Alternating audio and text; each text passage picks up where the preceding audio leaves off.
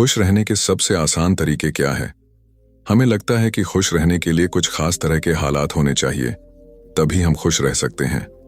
हम आपको 10 सीख बताते हैं जिनकी मदद से आप आनंद पा सकते हैं। हम जीवन में जो भी करते हैं खुशी पाने के लिए करते हैं, लेकिन दुर्भाग्य से खुश रहना काफी मुश्किल काम लगता है। हमें लगता है कि खुश रहने के लिए कुछ खास तरह के हालात होने चाहिए, तभी हम खुश रह सकते हैं, लेकिन ऐसा नहीं है। हम बता रहे हैं कुछ आसान से नुस्खे जिन्हें अपनाकर आप हर हाल में हम खुश रह सकते हैं।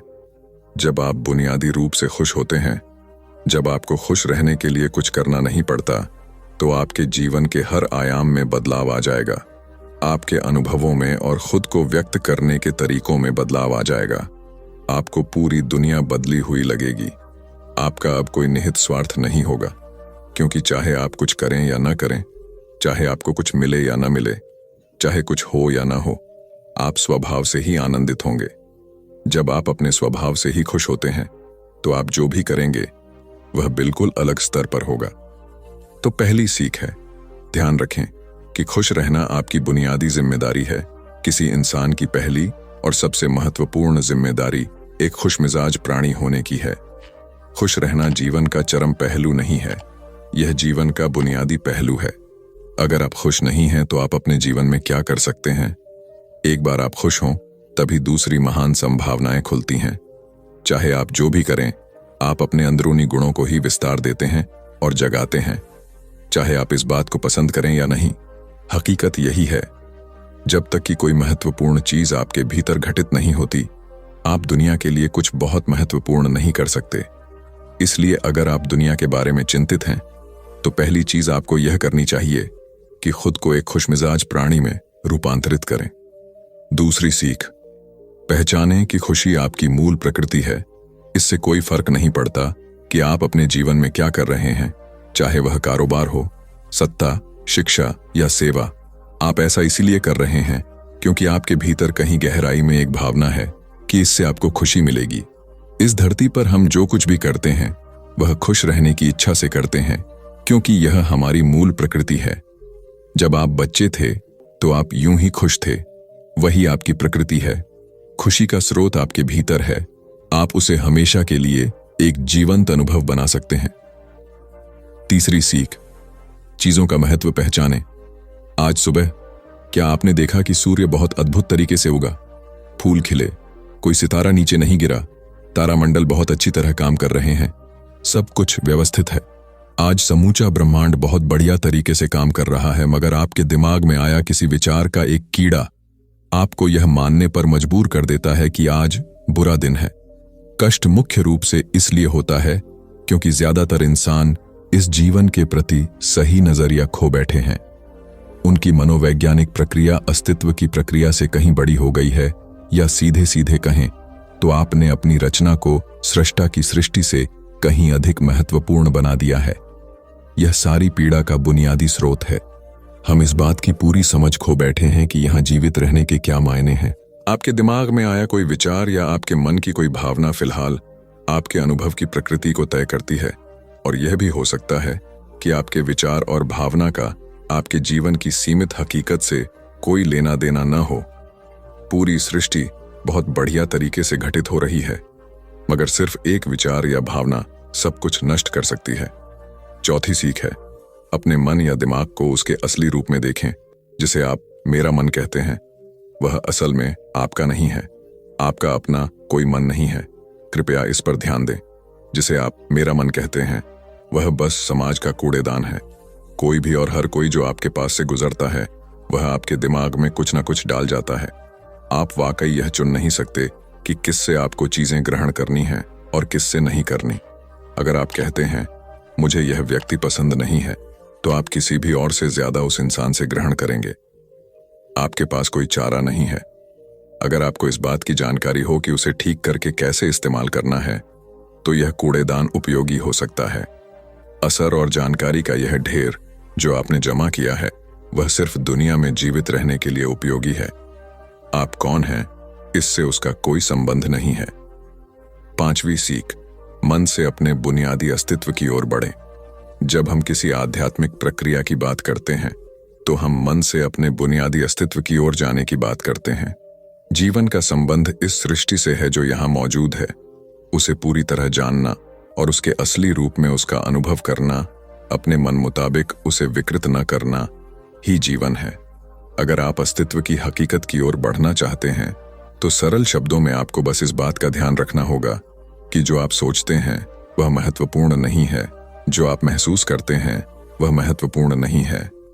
आप जो सोचते हैं उसका हकीकत से कोई लेना देना नहीं है, उसका जीवन के लिए कोई बड़ा महत्व नहीं है।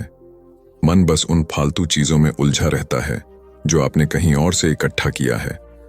अगर आपको वह महत्वपूर्ण लगता है तो आप कभी उसके परे नहीं देख पाएंगे।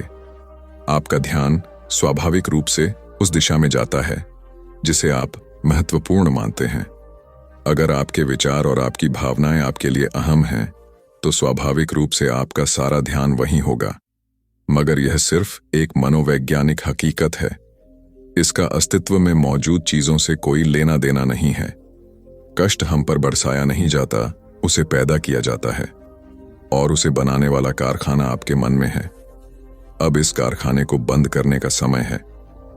छठी सीख, सब कुछ पाने की कोशिश न करें, अभिव्यक्त करना शुरू करें।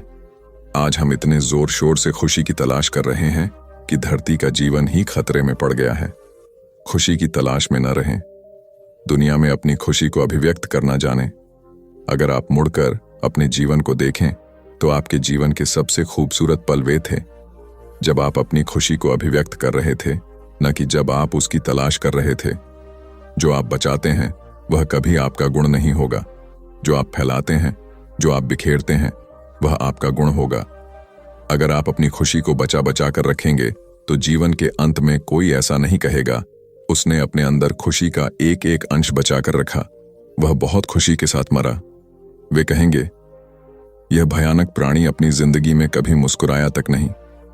लेकिन अगर आप हर दिन अपनी खुशी और प्यार को फैलाएंगे तो लोग कहेंगे, अरे वह एक खुश मिजाज और प्यार करने वाला इंसान था।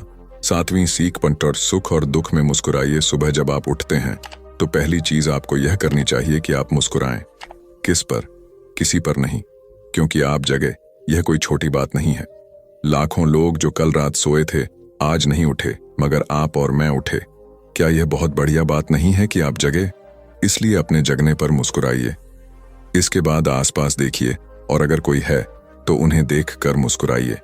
बहुत सारे लोगों के साथ ऐसा हुआ कि उनका कोई प्रियजन आज सुबह नहीं जगा। आपको जो भी लोग प्यारे हैं वे जगे। वाह, यह तो बहुत अच्छा दिन है ना? फिर बाहर जाइए और पेड़ों को देखिए, वे भी पिछली रात को नष्ट नहीं हुए। बहुत से लोगों को यह अजीब लग सकता है, मगर आपको इसका महत्व तब पता चलेगा जब आपका कोई प्रियजन सुबह नहीं उठेगा। इसका महत्व जानने के लिए तब तक का इंतजार न करें। यह कोई अजीब या हंसने वाली बात नहीं है। यह सबसे कीमती चीज है कि आप जीवित हैं और जो भी आपके लिए मायने रखता है वह जीवित है। इस दुर्भाग्यपूर्ण रात जब इतने सारे लोग नहीं उठे और कितने सारे लोगों के प्रियजन नहीं उठे, तब आप और आपके प्रियजन उठ पाए। क्या यह शानदार चीज नहीं है? इसका महत्व समझें और कम से कम मुस्कुराएं। कुछ लोगों को प्यार से देखना सीखें। 8वीं सीख, खुद को याद दिलाएं। बहुत से लोगों को यह सब भूलने में बस घंटा भर लगता है और जल्दी ही उनका रेंगने वाला दिमाग किसी को काटने के लिए आतुर हो जाता है। इसलिए हर घंटे खुद को एक खुराक दें, जीवन की अहमियत याद दिलाएं। अगर आप बहुत ही संवेदनहीन हैं तो हर आधे घंटे में खुद को याद दिलाएं। अगर आप भीषण रूप से संवेदनहीन हैं तो खुद को हर 5 मिनट पर याद दिलाएं। अपने आप को याद दिलाने में बस 10 सेकंड लगते हैं। आप इसे बस 2 सेकंड में भी कर सकते हैं। मैं जीवित हूं, तुम जीवित हो, और क्या चाहिए? 9वीं सीख, जो आपके अंदर है उसे बदलें वर्तमान में। आपके जीवन की गुणवत्ता उन कपड़ों से तय नहीं होती जो आप पहनते हैं। वह आपकी शैक्षिक योग्यताओं, आपकी परिवार की स्थिति या आपके बैंक बैलेंस से तय नहीं होती। आपके जीवन की गुणवत्ता इस पर निर्भर करती है कि आप अपने भीतर कितने शांत और खुश हैं। निश्चित रूप से जिसे भोजन नहीं मिलता और जिसके पास जीवित रहने के लिए जरूरी बुनियादी चीजों की कमी है, वह शारीरिक रूप से बहुत कष्ट में होगा। इस पर ध्यान दिए जाने की जरूरत है। ऐसे लोगों के लिए हमें उन बुनियादी चीजों की व्यवस्था करनी होगी, मगर बाकियों के लिए उनकी जरूरतें एक अंतहीन सूची है। आपको लगता है कि कार चला रहा आदमी सड़क पर पैदल चल रहे आदमी से ज्यादा खुश है? नहीं, आपके पास क्या है उससे यह तय नहीं होता। यह इस पर निर्भर करता है कि वे उस समय कैसा महसूस कर रहे। 10वीं और आखिरी सीख, अपने आप को दूसरों से तुलना करना छोड़ दें। ज्यादातर लोग इसलिए दुखी नहीं होते क्योंकि उनके पास किसी चीज की कमी होती है। वे दुखी इसलिए होते हैं क्योंकि वे खुद की तुलना किसी और से करते हैं। आप एक मोटरबाइक चला रहे हैं, आप किसी को मर्सिडीज चलाते देखते हैं और खुद को दुखी कर लेते हैं।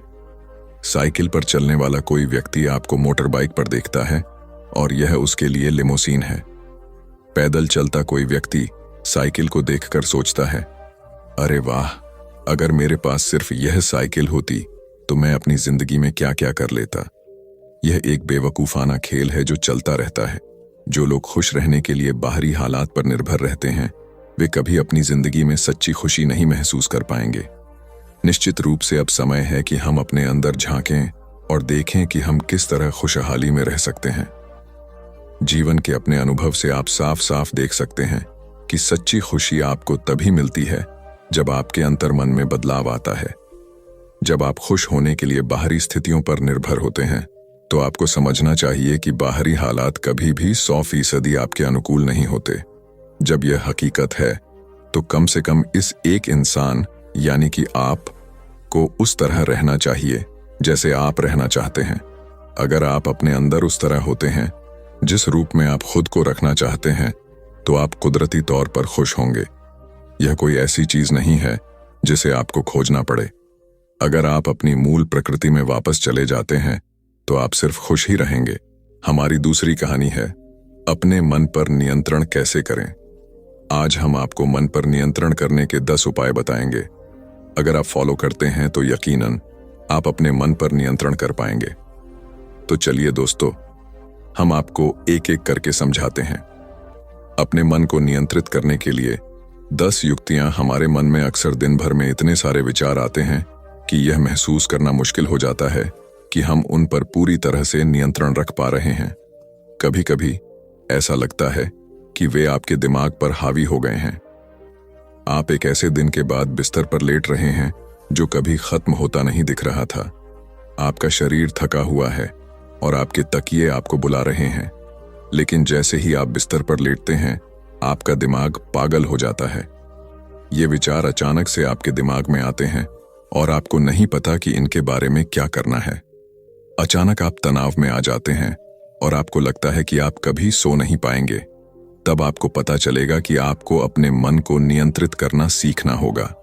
आप सीख सकते हैं कि उन अवांछित नकारात्मक विचारों को अधिक सकारात्मक सोच के लिए कैसे बदला जाए। यह आपकी उंगलियों के इशारे से नहीं होगा, लेकिन निरंतर प्रयास से आप अपने विचारों को अधिक उत्पादक, सकारात्मक चीजों पर केंद्रित करने में सक्षम होंगे।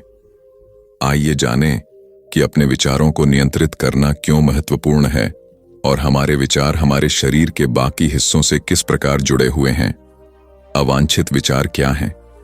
हम जानते हैं कि सकारात्मक सोच और आशावाद वास्तव में हमारे स्वास्थ्य और शारीरिक कल्याण में सुधार कर सकते हैं, लेकिन अवांछित विचार हमें नकारात्मक भावनाओं से भर सकते हैं और हमें पराजित महसूस करा सकते हैं। वे हमें अतीत में उलझाकर या भविष्य के बारे में चिंतित महसूस कराकर वर्तमान क्षण से दूर ले जाते हैं।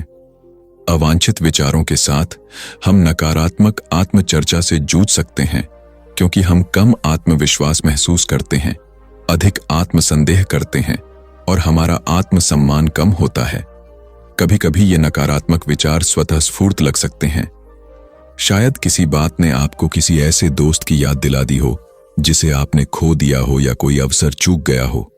उस समय आपके अवांछित विचार आपके काम को नुकसान पहुंचा सकते हैं या आपको कुछ नया करने से रोक सकते हैं। और अगर आप अपने मानसिक स्वास्थ्य से जूझ रहे हैं तो यह और भी बुरा हो सकता है।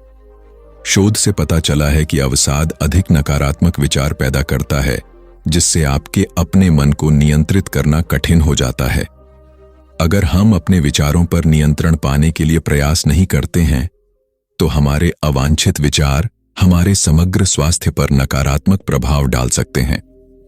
अगर आपको लगता है कि अवांछित विचारों से जूझने वाले आप अकेले नहीं हैं, तो आप अकेले नहीं हैं। बेटर अप में हमारे कोच स्वस्थ स्वास्थ्य के निर्माण की दिशा में काम करते समय सहायता और मार्गदर्शन प्रदान करते हैं। अवांछित विचारों से दूर अपने मन पर नियंत्रण पाना सीखना आसान नहीं है। इसके लिए कड़ी मेहनत और भरपूर ध्यान की आवश्यकता होती है।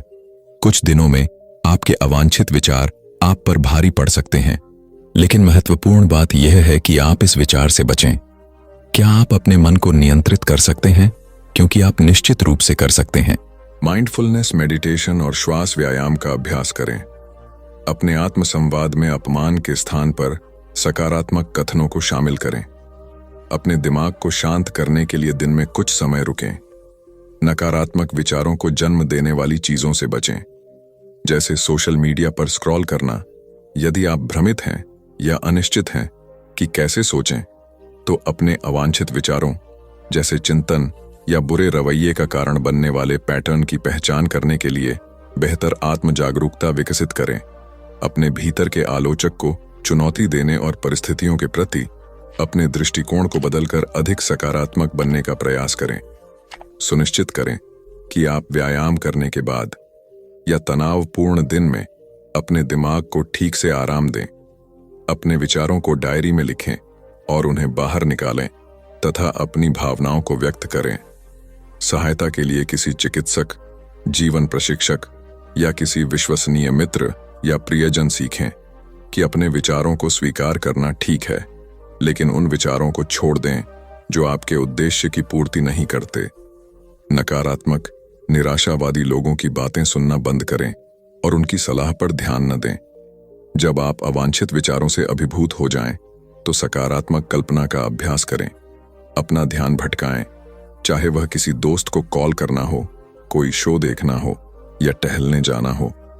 कुर्सी पर आराम करती महिला अपने मन को कैसे नियंत्रित करें? अपने मन पर नियंत्रण रखना क्यों महत्वपूर्ण है? अपने मन पर नियंत्रण रखने से हमें अपने अल्पकालिक और दीर्घकालिक लक्ष्यों को प्राप्त करने में मदद मिलती है। यह हमें एक स्पष्ट, आत्मविश्वासी, विकास मानसिकता के साथ पेशेवर और व्यक्तिगत रूप से अपने दिन गुजारने में मदद करता है। जब हमारे मन पर आक्रमण हो रहा हो, तो अपने लक्ष्यों को प्राप्त करना कठिन हो जाता है, विशेषकर तब जब आक्रमण हमारे भीतर से हो रहा हो।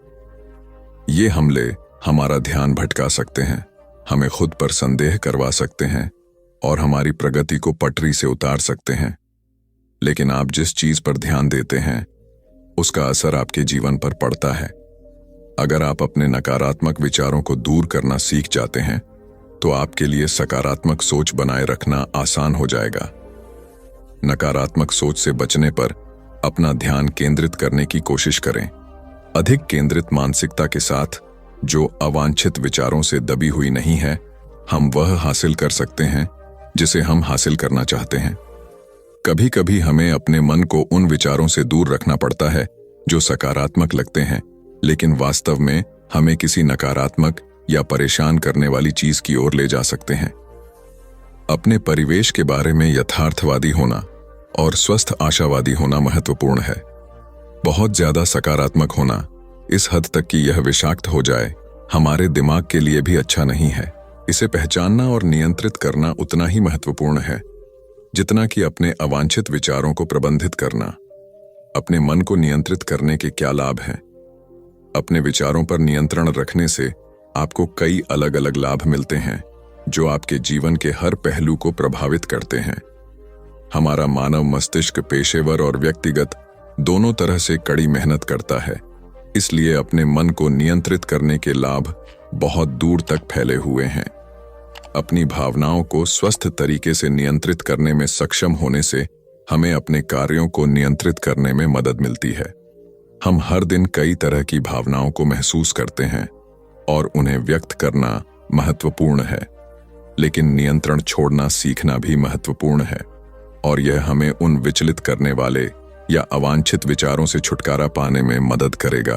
अपने मन को नियंत्रित करने से आपको 8 लाभ मिल सकते हैं।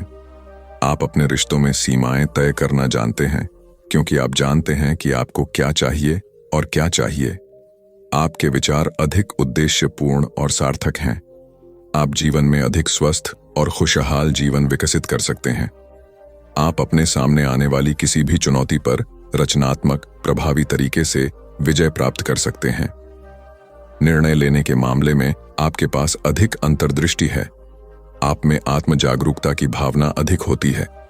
आप रात को बेहतर नींद लेते हैं, क्योंकि आपका मन शांत रहता है। आप अपने विचारों के प्रति सजग हैं, चाहे वे सकारात्मक हों या नकारात्मक। हम कई स्थितियों में सावधान और नियंत्रण में रहने का अनुभव कर सकते हैं। काम पर समय प्रबंधन की अच्छी समझ होना ऐसा सिर्फ इसलिए नहीं होता कि हम अपने कैलेंडर का सही इस्तेमाल करते हैं। ऐसा इसलिए होता है क्योंकि हम अपने ऊर्जा स्तर, विचारों और कार्यों के प्रति, भावनाओं के प्रति सजग रहते हैं। इस नियंत्रण को छोड़ देने से हमें काम पर बर्नआउट के तनाव से उबरने में भी मदद मिलती है। हम सब कुछ नहीं कर सकते, चाहे हम कितनी भी कोशिश कर लें। अगर हम चिंता या उच्च तनाव के स्तर पर हैं, तो माइंडफुलनेस तब मददगार हो सकती है जब हम अपने मन को नियंत्रित करना सीख लें। माइंडफुल प्रैक्टिस हमें अपने तनाव को प्रबंधित करने और उसे कम करने में मदद करती है। शोध में यह भी पाया गया है कि माइंडफुलनेस मेडिटेशन और गहरी सांस लेने से लोगों को चिंता पर काबू पाने में मदद मिलती है। अपने मन पर ध्यान केंद्रित करने से हम अपने कार्यों और व्यवहार के साथ अधिक जानबूझकर हो सकते हैं। मन, शरीर और भावनाओं के बीच संबंध हमने अपने विचारों के बारे में बहुत बात की है, लेकिन हम यह नहीं भूल सकते कि हमें अपने मन को नियंत्रित करने के लिए अपने शरीर की स्थिति और भावनाओं के बारे में जागरूक होने की आवश्यकता है। चूंकि हमारा मन, शरीर और भावनाएं सभी एक दूसरे से जुड़े हुए हैं, इसलिए हमें अपने संपूर्ण व्यक्तित्व के बारे में सोचना होगा। जीवन जीने के लिए एक संपूर्ण व्यक्ति दृष्टिकोण का मतलब है कि यह सब आपके बारे में है। आप ड्राइवर की सीट पर हैं और विस्तार से बता रहे हैं कि आप क्या महसूस करते हैं, आपका शरीर कैसा काम कर रहा है और आपके दिमाग में क्या चल रहा है, और प्रत्येक भाग उतना ही महत्वपूर्ण है जितना कि अगला। जब आप अपने अवचेतन मन को नियंत्रित करना सीखने की कोशिश कर रहे हैं और इसके विपरीत, तो आप अपने भौतिक शरीर को कैसा महसूस होता है, इसकी उपेक्षा नहीं कर सकते। हमारे मन, शरीर और आत्मा के बीच संतुलन बनाने का प्रयास, इससे हमें समग्र रूप से स्वस्थ रहने में मदद मिलेगी और हमारे निजी और पेशेवर जीवन को विपरीत नहीं माना जा सकता।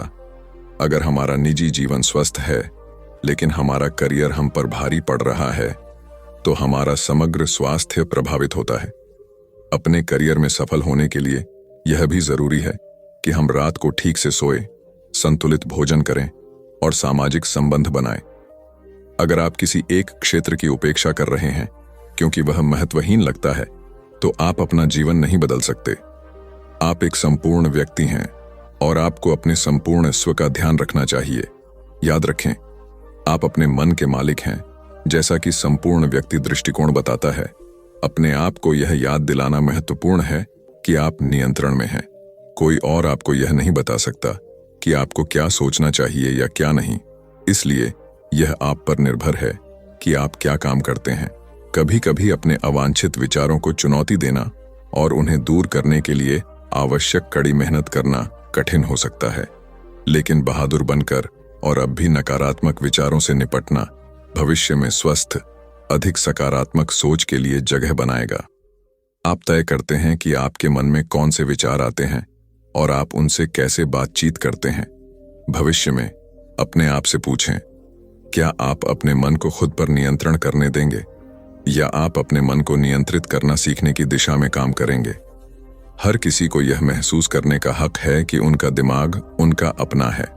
यह आपको आवश्यक सहायता प्रदान कर सकता है ताकि आप अपने अवांछित विचारों से छुटकारा पा सकें और उन्हें ऐसे विचारों से प्रतिस्थापित कर सकें जो आपकी भलाई में मदद करते हैं। तो चलिए अब चलते हैं अपनी तीसरी और आखिरी कहानी की तरफ। ये स्टोरी हम आपको एक कहानी के माध्यम से साझाएंगे, तो चलिए शुरू करते हैं। एक राजा ने अपने पुरुषार्थ से राज्य को समृद्ध बना दिया था। राज्य में रण बड़ी सुखी थी क्योंकि वह प्रत्येक वर्ग के हितों को ध्यान में रखकर काम करता था। जब राजा वृद्ध हुआ तो उसे योग्य उत्तराधिकारी को चिंता सताने लगी, क्योंकि उसे लगता कि योग्य उत्तराधिकारी के बिना सुव्यवस्था अव्यवस्था में बदल जाएगी और प्रजा की परेशानी बढ़ जाएगी। हालांकि राजा का एक बेटा था, किंतु वह अत्यधिक आलसी और कर्महीन था। वह स्वयं को मालिक समझता और शेष सभी को अपना गुलाम। यह अहंकार उसके आचरण में सदैव झलकता था। राजा उसे सुधारने के उद्देश्य से बुद्ध के आश्रम में छोड़ आया। बुद्ध ने अगले ही दिन राजकुमार को आदेश दिया, वत्स, यहां से 5 कोस पर एक जंगल है, तुम वहां जाकर फूलों के कुछ पौधे ले आओ और उन्हें आश्रम के अहाते में लगा दो। यह सुनते ही राजकुमार को बड़ा क्रोध आया, क्योंकि उसने तो आदेश देना ही सीखा था।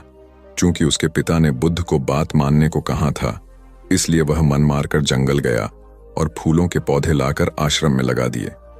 राजकुमार ने उन्हें सींचा और जानवरों से बचाने के लिए उनकी रात दिन रखवाली की। कुछ महीनों में सारा आश्रम भांति भांति के सुंदर फूलों से खिल उठा। राजकुमार अपनी मेहनत का ऐसा फल देखकर बहुत प्रसन्न हुआ। बुद्ध ने उसे शाबाशी देते हुए समझाया, वत्स, याद रखो, जो सोता है उसका भाग्य भी सो जाता है, और जो चलता है उसका भाग्य निरंतर उसके साथ चलता है। अब राजकुमार कर्मठ बन चुका था। राजा को अपना योग्य उत्तराधिकारी मिल गया था। कर्म सफलता की कुंजी है, अतः सदैव कर्मरत रहना चाहिए। एक दिन एक शिक्षित युवक बुद्ध के पास आया। उसने बुद्ध को प्रणाम कर अपनी जिज्ञासा रखी, गुरुजी, आप ईश्वर की बात करते हैं, क्या आपने ईश्वर के दर्शन किए हैं जो आप साधिकार इस विषय पर इतना कुछ कह पाते हैं? बुद्ध ने कुछ नहीं कहा और स्नेहपूर्वक उसके सिर पर हाथ फेर दिया। युवक ने समझा कि बुद्ध के पास मेरे प्रश्न का उत्तर नहीं है। फिर उन्होंने कहा, आओ हम कुछ देर यहाँ के बगीचे में घूमें। बगीचे में गुलाब और रजनीगंधा के सुगंधित फूल लगे थे। युवक बोला, गुरुजी, इन फूलों की सुगंध से सारा वातावरण महक रहा है। बुद्ध ने कहा, वत्स, तुम ठीक कहते हो, किंतु एक बात बताओ कि यह सुगंध तुम्हें दिखाई दे रही है? युवक बोला, जी नहीं, सुगंध तो अनुभव की जाती है। तब बुद्ध ने कहा, बस यही तुम्हारे प्रश्न का उत्तर है। तुम्हारे शरीर में जब कभी कहीं चोट लगती है तो दर्द होता है। क्या इस दर्द को तुम देख सकते हो? युवक बोला, नहीं, वह भी अनुभूत ही होता है। बुद्ध ने अंतिम रूप से युवक का समाधान करते हुए कहा, आत्मा और परमात्मा के साथ भी यही बात है। आत्मा को परमात्मा की अनुभूति के द्वारा उसका साक्षात्कार होता है, न कि स्थूल नेत्रों से।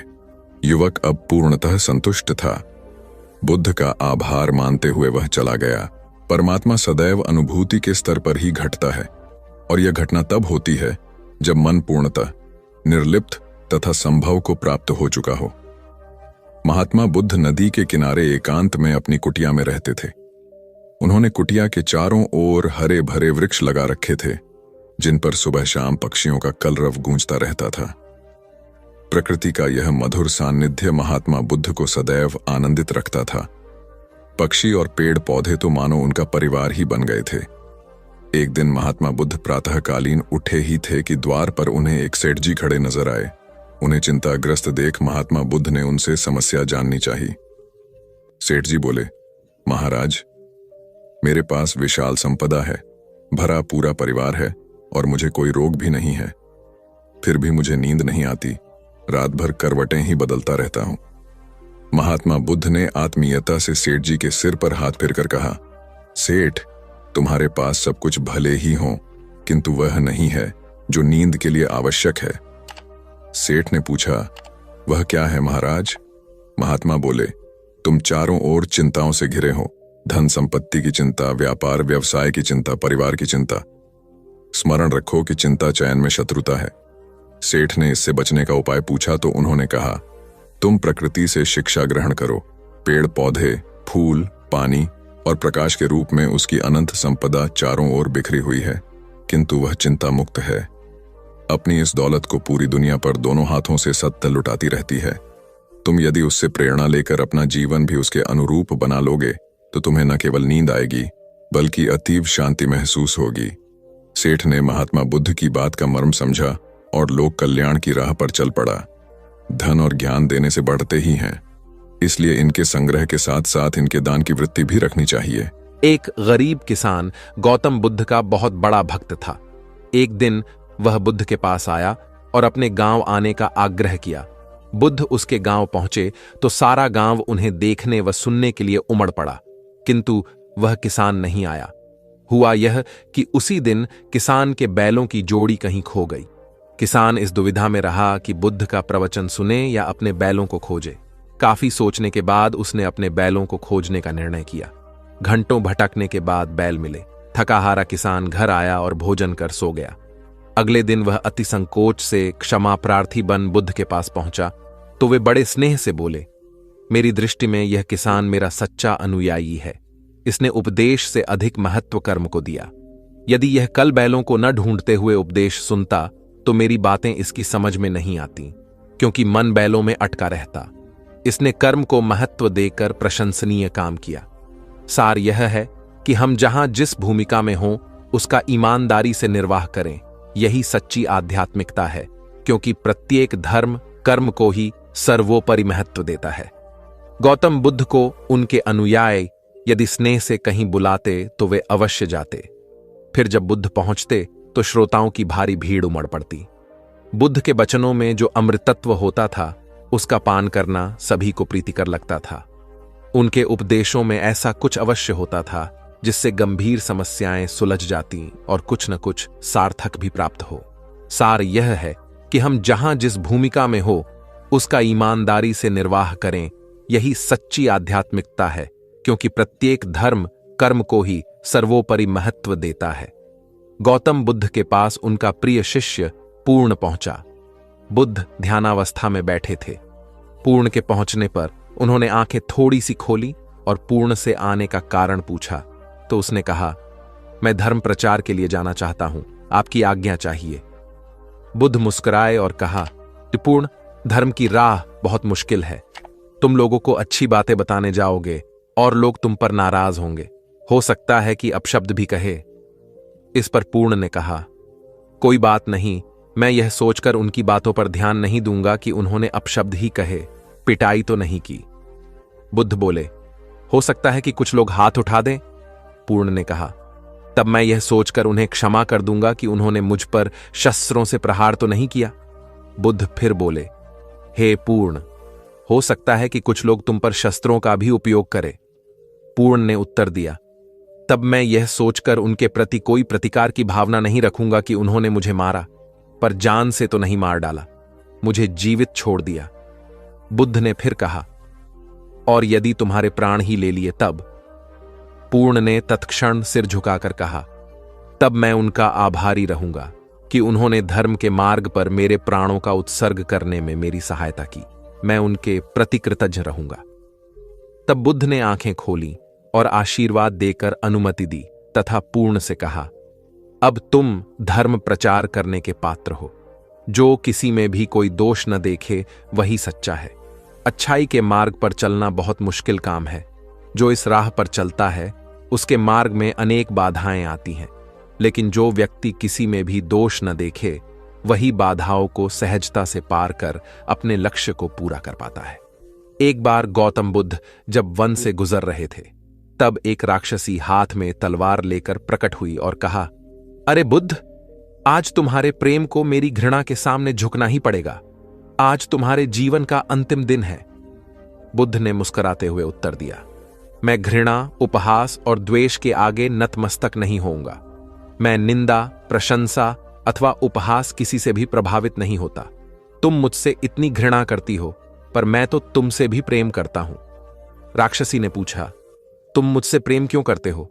बुद्ध बोले, मैं तुम्हें मां का रूप देख रहा हूं और मां तो प्रेम का रूप होती है, उसमें हिंसा हो ही नहीं सकती। इतना सुनते ही राक्षसी के हाथ से तलवार गिर पड़ी। हे बुद्ध, तुम धन्य हो। इतना कहते ही बहदेवी में बदल गई और अंतर्धान हो गई। दरअसल जो लोग दूसरों से द्वेष करते हैं, अंत में एक दिन घृणा उन्हें नष्ट कर देती है। घृणा से घिरे हुए लोगों को एक दिन घृणा ले डूबती है। प्रेम सत्य के आवरण से ढका होता है। सत्य से जुड़ा हुआ व्यक्ति सदैव आनंद में जीता है। सत्य को केवल अपने तक सीमित मत रखो, उसे अपने कर्मों में ढालना होगा। सत्य रूपी गुलाब की खुशबू है कर्म। अपने कर्म को प्रेम और सत्य में डुबो कर करो। प्रेम और सत्य मनुष्य को विकास की ओर ले जाते हैं। ध्यान रहे कि ये दोनों मार्ग ईश्वर की ओर जाते हैं। इस मार्ग पर चलने वाले सहज में ही आनंद और शांति को पा लेते हैं। गौतम बुद्ध भ्रमण करते हुए वैशाली नगर के वन विहार में पहुंचे। उनके आगमन का समाचार पूरे नगर में फैल गया। कुछ ही समय में मानो पूरा नगर उनके दर्शन के लिए उमड़ पड़ा। बड़े व्यापारी, शिक्षाविद, समाज सेवी, अधिकारी और राज परिवार से जुड़े कई वरिष्ठ भी वहां पहुंचे। सभी की भावना थी कि तथागत बुद्ध अपने शिष्यों सहित उनके निवास पर पहुंचे एवं भोज का आमंत्रण स्वीकारें। बुद्ध सभी के निवेदन को सुन रहे थे और स्वभावगत मुस्कान के साथ आमंत्रण का आभार व्यक्त कर रहे थे। तभी वैशाली की यात गणिका आम्रपाली भी वहां पहुंची। वह बुद्ध की शिक्षा से प्रेरित होकर बहुत पहले ही अपनी गणिका वृत्ति त्याग चुकी थी। उसने भी बुद्ध को भोजन का आमंत्रण दिया। बुद्ध ने तत्काल उसे स्वीकार किया और अगले दिन भिक्षुओं सहित उसके घर आने की सहमति दे दी। बुद्ध के एक शिष्य को यह बात अच्छी नहीं लगी कि इतने सारे वरिष्ठों के निवेदन के बावजूद बुद्ध ने आम्रपाली का आमंत्रण स्वीकारा। शिष्य की दृष्टि में आम्रपाली गणिका होने से घृणित कर्म से जुड़ी रही थी।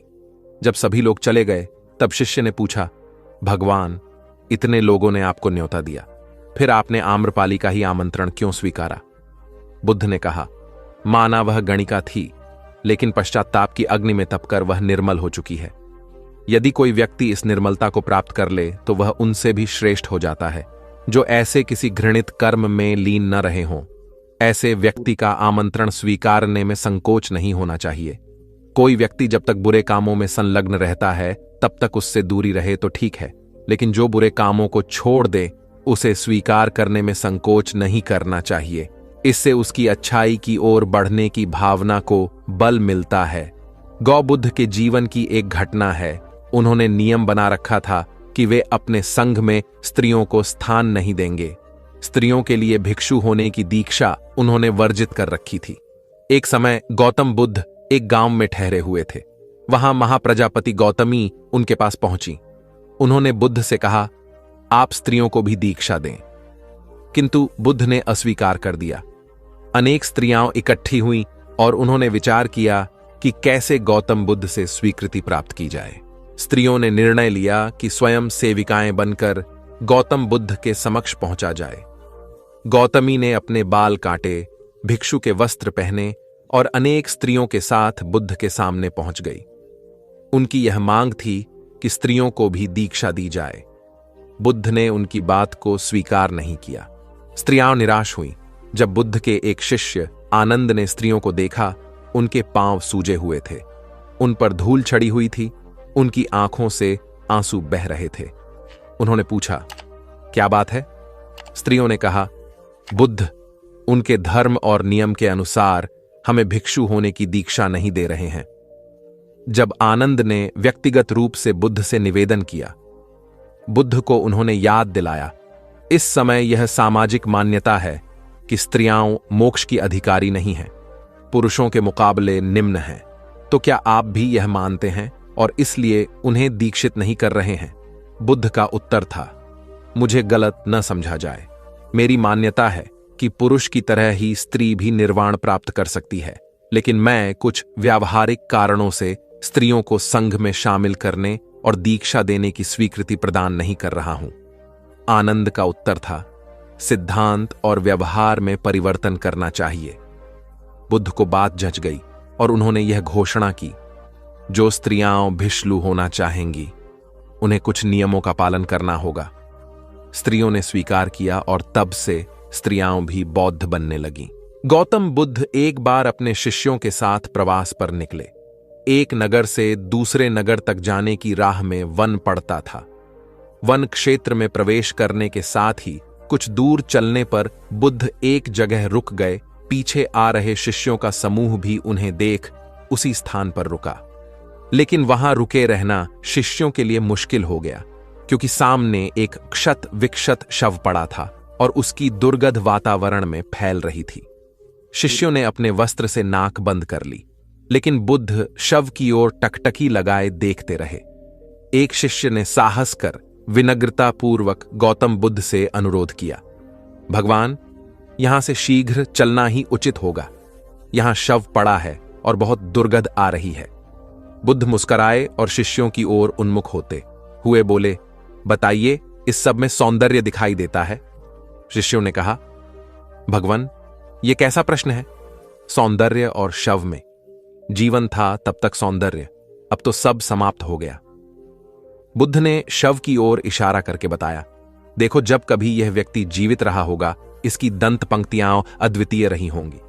मृत्यु के बाद भी इसके दंत देखकर यही साबित होता है। वहां खड़े सभी शिष्यों ने दृष्टि डाली तो पाया बुद्ध सही कह रहे थे। तब शिष्यों को भान हुआ कि शव में भी अच्छाई हो सकती है। दरअसल सौंदर्य निर्जीव में भी नजर आ सकता है। केवल शर्त यह है कि दृष्टि बुद्ध के समान बुराई में भी अच्छाई देखने वाली होनी चाहिए।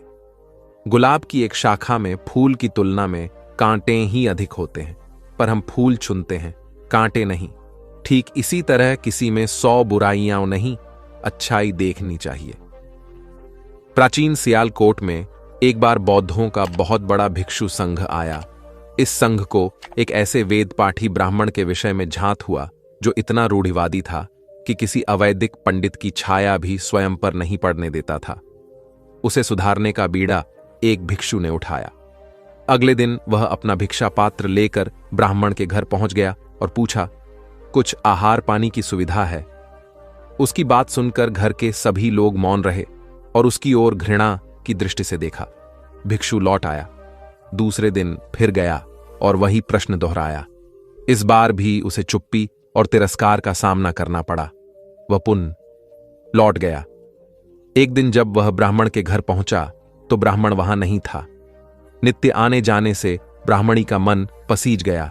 वह बोली, मैं तो तुम्हें आहार पानी दे दूं, किंतु पंडित जी की नाराजगी के कारण विवश हूं। भिक्षु ने कहा, कोई बात नहीं बहन, मैं अपना काम करता हूं, तुम अपना काम करो।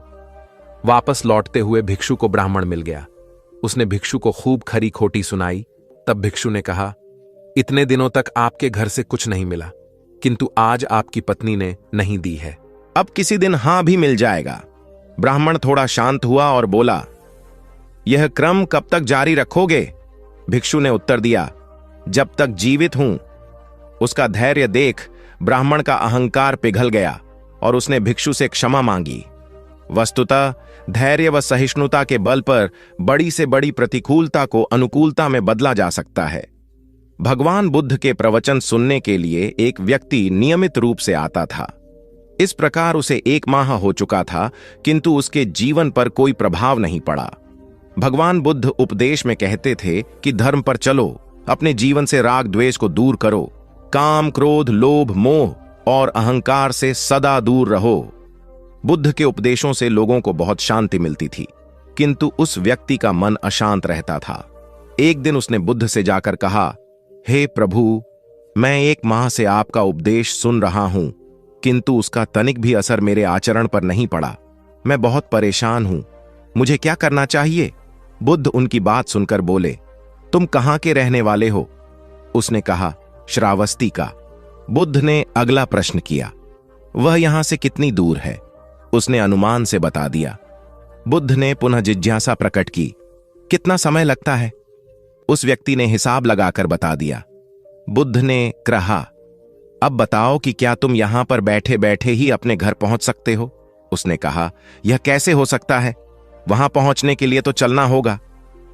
तब बुद्ध ने बड़े प्रेम से उसे समझाया, जैसे चलने पर ही पहुंचा जा सकता है, वैसे ही अच्छी बातों पर अमल करने से ही लाभ होता है। हे प्यारे, तुम मेरे ज्ञान के साथ अपने कर्म को जोड़ दो, तब तुमको उत्तम फल मिलेगा। उस व्यक्ति को अपनी गलती समझ में आ गई। उसने अपने जीवन में सुधार कर लिया, जिससे उसका जीवन सदाचारी बन गया। एक छोटी सी नदी थी, उसके दोनों किनारों पर लोग रहते थे। नदी के पानी से दोनों ओर के लोग अपना अपना काम चलाते थे और सुखमय जीवन बिताते थे। एक बार संयोग से पानी को लेकर दोनों पक्षों में तनातनी हो गई। वे एक दूसरे पर आरोप लगा रहे थे कि तुम ज्यादा पानी ले रहे हो। जब आपसी बातचीत में मामला नहीं निपटा तो वे मरने मारने पर उतारू हो गए। उनके पास जो भी हथियार थे उन्हें तत्काल निकाल लाए और एक दूसरे पर टूट पड़ने को आमादा हो गए। तभी किसी ने जाकर भगवान बुद्ध को सूचना दी। उन्होंने दोनों पक्षों के प्रतिनिधियों को बुलाया और तकरार का कारण पूछा। दोनों प्रतिनिधियों ने अपना अपना पक्ष रखा। बुद्ध ने दोनों की बातें सुनी और मुस्कुराकर कहा, तो तुम लोग क्या करोगे? दोनों प्रतिनिधियों ने आवेश में आकर कहा, हम खून की नदियां बहा देंगे। भगवान बुद्ध ने कहा, तो तुम्हें खून चाहिए? उन लोगों ने हतप्रभ होकर बुद्ध की ओर देखा, फिर बोले, नहीं, हमें पानी चाहिए। भगवान बुद्ध ने कहा, तो तुम्हें खून चाहिए? उन लोगों ने हतप्रभ होकर बुद्ध की ओर देखा, फिर बोले, नहीं, हमें पानी चाहिए। तब सहज भाव से बुद्ध ने कहा, खून बहाकर खून मिलेगा, पानी कैसे पाओगे? कुछ ठहर कर आगे बुद्ध बोले, याद रखो, हिंसा हिंसा को बढ़ाती है, बैर बैर को बढ़ाता है। नदी से ही सीख लो कि वह किसी से लड़ती नहीं, वह निश्चल भाव से अपने जल का सभी के लिए दान करती है। बुद्ध के शब्दों ने जादू जैसा काम किया और दोनों पक्षों की समस्या का सहज रूप से समाधान हो गया। दोनों पक्ष मिल बांटकर पानी का उपयोग करने लगे। कुल बुद्ध एक दिन वैशाली में प्रवचन दे रहे थे। विशाल जनसमूह उन्हें अत्यंत शांति और तन्मयता से सुन रहा था। कहीं कोई शोर नहीं था, मात्र बुद्ध की वाणी गूंज रही थी। बुद्ध के शिष्यों के साथ उपस्थित लोग बुद्ध के अमृत वचनों का पान पूर्ण एकाग्रता से कर रहे थे। तभी उस शांत वातावरण में खलल उत्पन्न करती एक व्यक्ति की जोरदार आवाज आई, आज मुझे सभा में बैठने की अनुमति क्यों नहीं दी गई? बुद्ध उस व्यक्ति का चिल्लाना सुनकर भी मौन रहे। उस व्यक्ति ने पुनः चिल्लाकर यही प्रश्न पूछा। बुद्ध ने नेत्र बंद कर लिए। उनका एक शिष्य बोल उठा, भगवान, बाहर खड़े अपने इस शिष्य को अंदर आने की अनुमति दीजिए। बुद्ध ने नेत्र खोलकर कहा, नहीं, यह अस्पृश्य है। शिष्यगण बुद्ध के मुंह से अस्पृश्य शब्द सुनकर विस्मित हुए और उन्होंने पूछा, वह अस्पृश्य क्यों? कैसे? भगवान, आपके धर्म में तो जात पात का भेद नहीं है। बुद्ध बोले, आज यह क्रोध में आया है। क्रोध से जीवन की एकता भंग होती है। क्रोध ही मानसिक हिंसा करता है। किसी भी कारण से क्रोध करने वाला अस्पृश्य है। उसे कुछ देर तक स्मरण कर लेना चाहिए कि अहिंसा परम धर्म है। कथा का उपदेश यह है कि क्रोध एक असात्विक भाव है जो कर्ता और भोक्ता दोनों के लिए हानिकारक होता है। इससे बचते हुए शांति से विचारने व कार्य करने की प्रवृत्ति अपनानी चाहिए। शांत मन और मस्तिष्क ही विवेकपूर्ण निर्णय लेने में सक्षम होते हैं। बौद्ध संघ के एक भिक्षु को कोई गंभीर रोग हो गया। उसकी हालत इतनी खराब हो गई कि वह चल फिर भी नहीं सकता था और मल मूत्र में लिपटा पड़ा रहता था।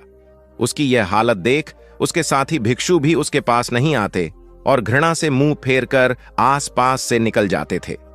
कुछ दिनों बाद बुद्ध को यह बात पता चली तो वे तत्काल अपने प्रिय शिष्य आनंद के साथ उस भिक्षु के पास पहुंचे। उसकी दयनीय दशा से उन्हें घोर कष्ट हुआ। उन्होंने भिक्षु से पूछा, तुम्हें कौन सा रोग हुआ है? भिक्षु बोला, भगवान, मुझे पेट की बीमारी है। बुद्ध ने स्नेह से उसके सिर पर हाथ फेरते हुए प्रश्न किया, क्या तुम्हारी परिचर्या करने वाला कोई नहीं है?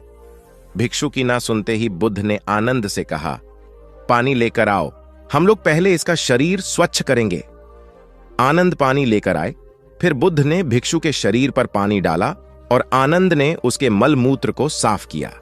अच्छी तरह धो पोंछ कर बुद्ध ने भिक्षु के सिर को पकड़ा और आनंद ने पैरों को। इस प्रकार उसे उठाकर चारपाई पर लिटा दिया। फिर बुद्ध ने सारे भिक्षुओं को एकत्रित कर उन्हें समझाया, भिक्षुओं, तुम्हारे माता नहीं, पिता नहीं, भाई नहीं, बहन नहीं जो तुम्हारी सेवा करेंगे। यदि तुम परस्पर एक दूसरे की सेवा और देखभाल नहीं करोगे तो फिर कौन करेगा? याद रखो, जो रोगी की सेवा करता है वह ईश्वर की सेवा करता है। दीनहीन के प्रति करुणा व सेवा का भाव इस जगत को बुद्ध का सबसे बड़ा संदेश है जो प्रत्येक देश, काल, परिस्थिति में प्रासंगिक है। गौतम सिद्धार्थ बुद्धत्व प्राप्त करके महात्मा बुद्ध बन गए। सत्य, अहिंसा और दया की मूर्ति बुद्ध अपने शिष्यों के साथ एक गांव में पहुंचे। कुछ अज्ञानी लोग उनके विरोधी थे। वे बुद्ध को अपशब्द कहने लगे। बुद्ध के शिष्यों को बहुत बुरा लगा, मगर बुद्ध ने उन्हें समझाया, ये लोग तो केवल अपशब्द ही कह रहे हैं। अगर ये पत्थर भी मार रहे होते तो भी मैं कहता कि मारने दो। मैं जानता हूं कि ये लोग कुछ कहना चाहते हैं, लेकिन क्रोध के मारे वह कह नहीं पा रहे हैं। 10 साल पहले यदि यही लोग मुझे गाली देते तो मैं इन्हें भी गाली देता, लेकिन अब तो लेन देन से मुक्ति मिल चुकी है। क्रोध से अपशब्द निकलते हैं। यहां तो क्रोध भवन कब का ढह चुका है। अपशब्द कहने वाले बड़ी मुश्किल में पड़ गए। तभी बुद्ध ने अपने शिष्यों से पूछा, इस गांव में कुछ लोग अपशब्द कह रहे हैं, इन्हें बताओ कि वहां के लोग फल और मिठाइयां लेकर आए थे। बुद्ध ने पूछा, फिर मैंने क्या किया था? शिष्यों ने बताया, आपने सारे फल और मिठाइयां यह कहकर वापस कर दी कि अब लेने वाला विदा हो चुका है, इन्हें वापस ले जाओ। आपने कहा था कि 10 साल पहले आते तो मैं सारे उपहार ले लेता। बुद्ध ने पूछा, फिर उन लोगों ने मिठाइयों का क्या किया होगा? शिष्यों ने बताया, गांव में बांट दी होगी। बुद्ध बोले, उन लोगों ने मिठाइयां गांव में बांट दी, लेकिन मैं उन लोगों से कहूंगा कि अपशब्द में न बांटें। बुद्ध फिर बोले, ये लोग अपशब्दों के थाल सजाकर लाए हैं, लेकिन ये गलत आदमी के पास आ गए हैं। ये मुझसे क्रोध नहीं करवा सकते। ठीक खूंटी की तरह जो किसी को नहीं टांगती, लोग उस पर वस्त्र टांग देते हैं। एक बार जैतवन के सभी ग्रामवासी भगवान बुद्ध के दर्शन करने और उपदेश सुनने के लिए एकत्र हुए। उस समय महाकश्यप, मौदगल्यायन, सारिपुत्र, चुंद और देवदत्त जैसे प्रबुद्ध जन बुद्ध के साथ धर्म विषय गंभीर चर्चा में तन्मय थे। ग्रामवासी थोड़ा ठिठक कर खड़े हो गए, क्योंकि इतने ज्ञानी जनों के बीच उन सभी को असहज सा महसूस हो रहा था। कुछ देर बाद बुद्ध की दृष्टि इन ग्रामवासियों पर पड़ी। उन्होंने तुरंत धर्म चर्चा रोक दी। प्रबुद्ध जन बुद्ध के इस व्यवहार पर चकित हो उठे और प्रश्नात्मक दृष्टि से उनको ओर देखा। बुद्ध अनाथ पिंडक नामक जिज्ञासु से बोले, भद्र, उठो, सामने ब्राह्मण मंडली खड़ी है, उन्हें आसन दो और आतिथ्य की सामग्री ले आओ। अनाथ पिंडक ने पीछे मुड़कर देखा तो उसे ब्राह्मण मंडली तो कहीं नहीं दिखी। मैले कुचैले या फटे वस्त्रों में खड़े ग्रामवासियों का झुंड दिखाई दिया। पिंडक ने शक्ति स्वर में कहा, देव, उन लोगों में एक भी ब्राह्मण नहीं है। ये सभी तो निम्न जाति के हैं, कई तो इनमें शूद्र हैं। बुद्ध गंभीर होकर बोले, पिंडक, जो व्यक्ति सदा श्रद्धावान है वह ब्राह्मण ही है। ये लोग प्रयोजन के लिए भावयुक्त होकर आए हैं, इसलिए इस समय तो ये ब्राह्मण ही हैं। अत तुम इनका समुचित सत्कार करो। कथा का इंगित यह है कि व्यक्ति जन्म से नहीं, कर्म से ब्राह्मण होता है। जो सद्गुणी हों और सत्कर्मी हों, वे शूद्र जाति में जन्मने के बावजूद ब्राह्मण हैं तथा उसी रूप में उनका आदर किया जाना चाहिए। यदि जीवन का संतुलन बिगड़ा और थकान आई तो समझ लीजिए कि बीमारी आई, और यदि वापस ऊर्जा अर्जित करने के लिए विश्राम किया जा रहा है तो ऐसी थकान वरदान भी साबित हो सकती है। इन दिनों जिस तरह की हमारी जीवन शैली है, इसमें असंतुलन बहुत अधिक है। सुबह उठने से लेकर रात को सोने तक शरीर की कुछ नियमित क्रियाएं हैं, आदमी उसे भूल गया है। गौतम बुद्ध बहुत काम करते पर कभी थकते नहीं थे। आज भी कई साधु संत उतना ही परिश्रम कर रहे हैं जितना एक कॉर्पोरेट जगत का सफल व्यक्ति करता है, और जब वे रात को सोते हैं तो पूरी बेफिक्री के साथ। बुद्ध से उनके शिष्यों ने एक बार पूछा था, आप थकते नहीं? बुद्ध का उत्तर था, जब मैं कुछ करता ही नहीं तो थकूंगा कैसे? बात सुनने में अजीब लगती है, लेकिन है बड़ी गहरी। अध्यात्म ने इसे साक्षी भाव कहा है। स्वयं को करते हुए देखना, यह वह स्थिति होती है जब तन सक्रिय और मन विश्राम की मुद्रा में होता है। आज ज्यादातर लोग असमय, अकारण थक जाते हैं, जिसका एक बड़ा कारण असंतुलित जीवन है। एक होता है थकान को महसूस करना और दूसरा है स्वाभाविक थकान। जिस समय आपकी रुचियों, इच्छाओं और मूल स्वभाव में धीमापन आने लगे, अकारण चिड़चिड़ाहट हो जाए, समझ लें कि यह थकान बीमारी है। इसलिए प्रतिदिन योग, प्राणायाम और ध्यान करें। ये क्रियाएं अपने आप में एक विश्राम है। करने वाला कोई और है, हम तो महज उसके हाथों की कठपुतली हैं। यह मनोभाव भी थकान को मिटाएगा। क्या दिक्कत है ऐसा सोच लेने में? महात्मा बुद्ध ज्ञान प्राप्ति के लिए घोर तप में लगे थे। उन्होंने शरीर को काफी कष्ट दिया, यात्राएं की, घने जंगलों में कठिन साधना की, पर आत्मज्ञान की प्राप्ति नहीं हुई। निराश हो बुद्ध सोचने लगे, मैंने अभी तक कुछ भी प्राप्त नहीं किया, अब आगे क्या कर पाऊंगा? निराशा, अविश्वास के इन नकारात्मक भावों ने उन्हें क्षुब्ध कर दिया। कुछ ही क्षणों के बाद उन्हें प्यास लगी। वे थोड़ी दूर स्थित एक झील तक पहुंचे। वहां उन्होंने एक दृश्य देखा कि एक नन्ही सी गिलहरी के 2 बच्चे झील में डूब गए। पहले तो वह गिलहरी जड़वत बैठी रही, फिर कुछ देर बाद उठकर झील के पास गई, अपना सारा शरीर झील के पानी में भिगोया और फिर बाहर आकर पानी झाड़ने लगी। ऐसा वह बार बार करने लगी। बुद्ध सोचने लगे कि इस गिलहरी का प्रयास कितना मूर्खतापूर्ण है। क्या कभी यह इस झील को सुखा सकेगी? किंतु गिलहरी का यह क्रम लगातार जारी था। बुद्ध को लगा मानो गिलहरी कह रही हो कि यह झील कभी खाली होगी या नहीं, यह मैं नहीं जानती, किंतु मैं अपना प्रयास नहीं छोड़ूंगी। अतः उस छोटी सी गिलहरी ने भगवान बुद्ध को अपने लक्ष्य मार्ग से विचलित होने से बचा लिया। वे सोचने लगे कि जब यह नन्ही गिलहरी अपने लघु सामर्थ्य से झील को सुखा देने के लिए दृढ़ संकल्पित है तो मुझ में क्या कमी है? मैं तो इससे 1000 गुना अधिक क्षमता रखता हूं।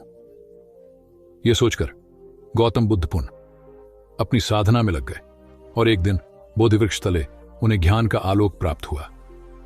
यह कथा असफलता के बावजूद प्रयासों की निरंतरता पर बल देती है।